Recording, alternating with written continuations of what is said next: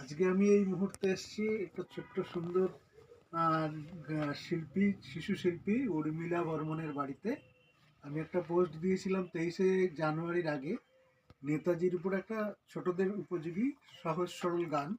সেটা যে গেয়ে পোস্ট দেবে এবং সকলের অভিমতে যার গানটা সবচাইতে সুন্দর হবে তাকে আমরা পুরস্কৃত করব। এছাড়াও আমি যতজন গানটা অ্যাটেম্প করেছে তাদের প্রত্যেককে আমি পুরস্কার করেছি, কারণ গানটা আমার নিজস্ব স্বরচিত ছিল।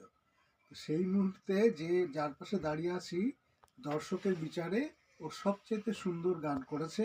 সেই জন্য ওর জন্য আমি ওর বাড়িতে এসেছি ওকে পুরস্কারটা নিজে হাতে তুলে দেবো বলে। এই মুহূর্তে আমি আমি ওর হাতে সেই পুরস্কারটি তুলে দিচ্ছি এবং ওর খুব সুন্দর সঙ্গীত জীবন, ও যেন আরও বড় শিল্পী হয় সেই আশাই কামনা করছি। আমি ওর গানটা ফেসবুকে পোস্ট থাকবে, আপনারা সবাই সেই গানটা শুনবেন, তাহলেই বুঝতে পারবেন কত মিষ্টি করে সুন্দর করে ও গানটি গেয়েছে। আমি ওর খুব উজ্জ্বল ভবিষ্যৎ কামনা করছি।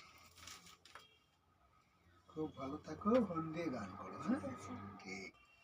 আরেকটু না বললেই নয়, আমি ওর ম্যাডাম যে ওকে গানটা শিখিয়েছে তাকেও আমি অনেক অনেক ধন্যবাদ জানাচ্ছি, কারণ খুব অল্প সময় পেয়েছিল ওরা গানটা তোলার জন্য।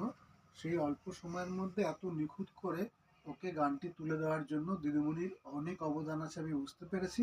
তাই আমার তরফ থেকে তার জন্য অনেক অনেক ধন্যবাদ ও শুভেচ্ছা রইল।